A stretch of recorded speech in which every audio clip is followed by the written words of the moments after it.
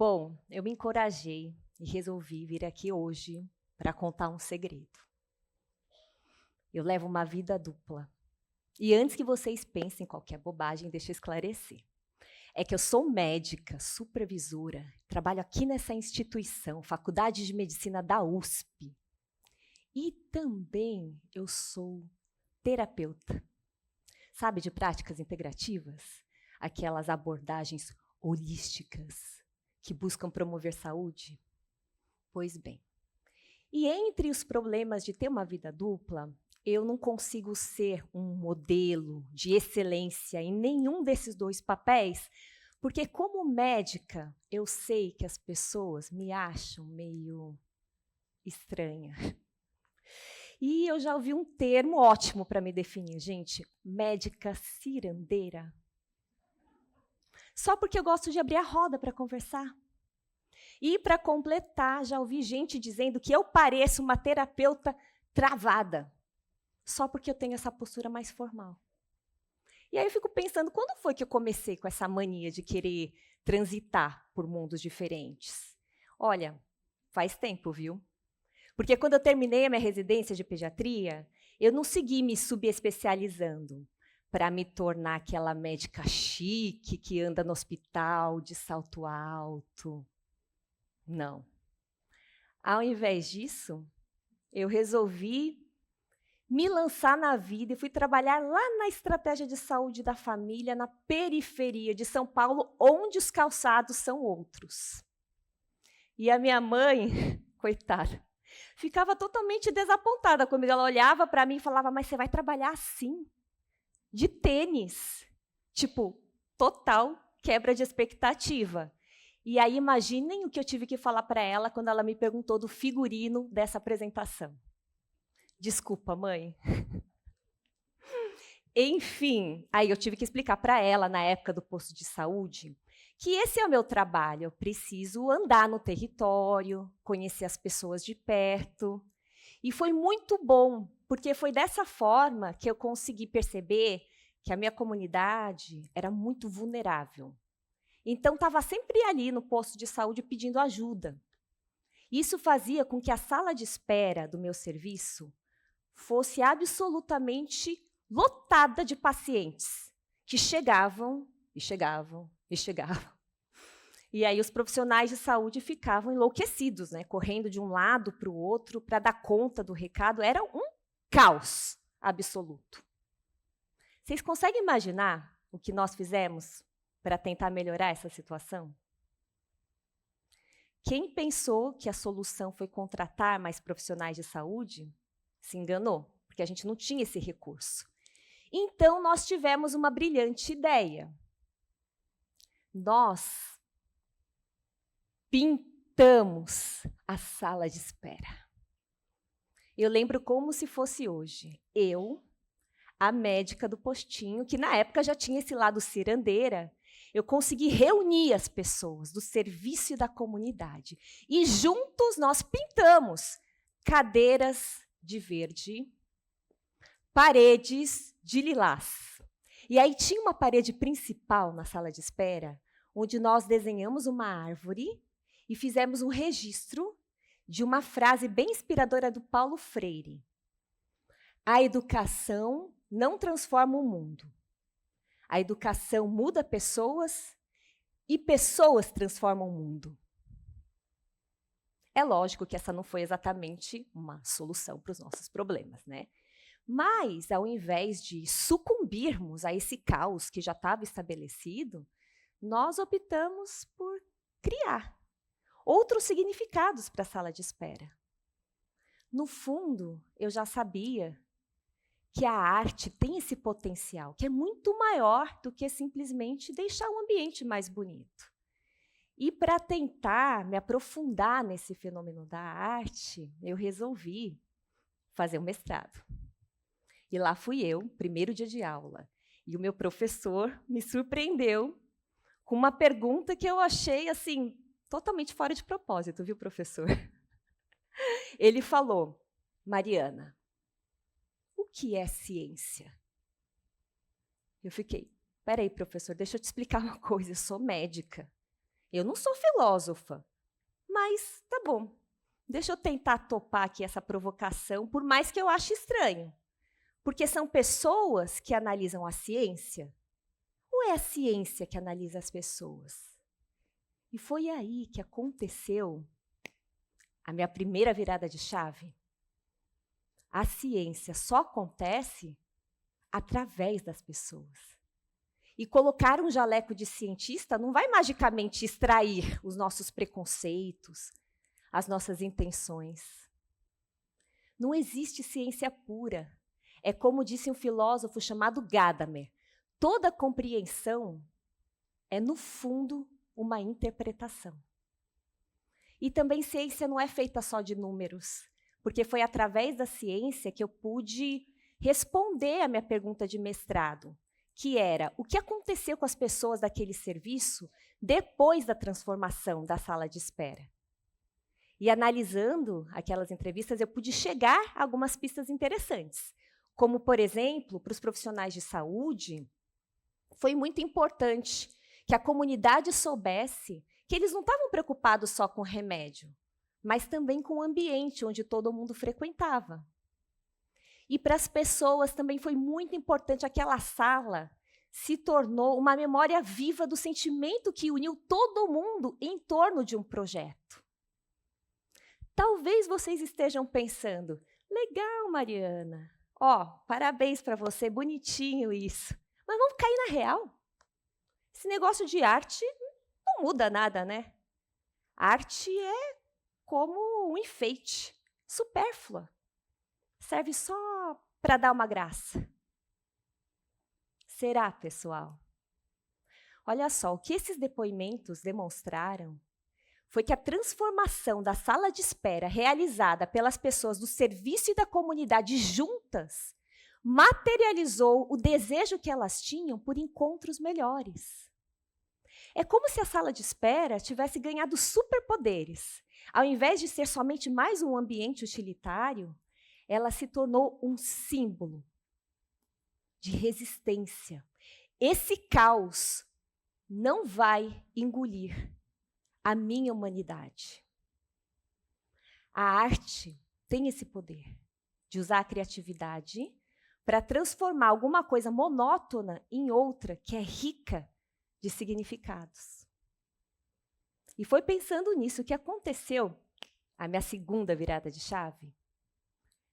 A ciência e a arte são duas vias que nós humanos utilizamos para lidar com essa realidade. Porque a ciência responde o como. Como o corpo funciona, como tratar a doença. Para isso, o cientista se coloca distante, examina a realidade usando o raciocínio.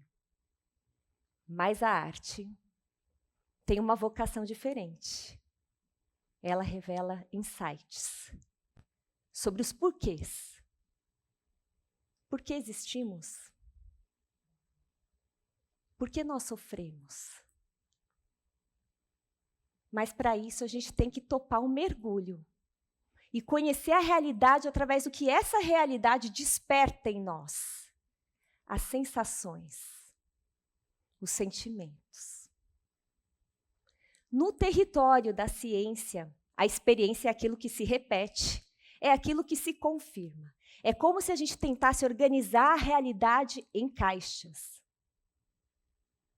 Mas no território da arte, a experiência é o que expande, é o que surpreende. É como se a gente conseguisse enxergar por fora da caixa. Mas será que essas duas vias de interpretação da realidade precisam ficar assim tão separadas?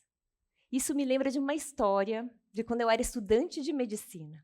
E aí eu tive uma aula sobre o início da vida. Agora, pense num anfiteatro escuro, depois do almoço, o efeito do café já estava passando e eu ficava assim lutando para ficar acordada enquanto o professor dizia: quando o espermatozoide fecunda o óvulo, os conteúdos genéticos dessas células se fundem e blá, blá, blá.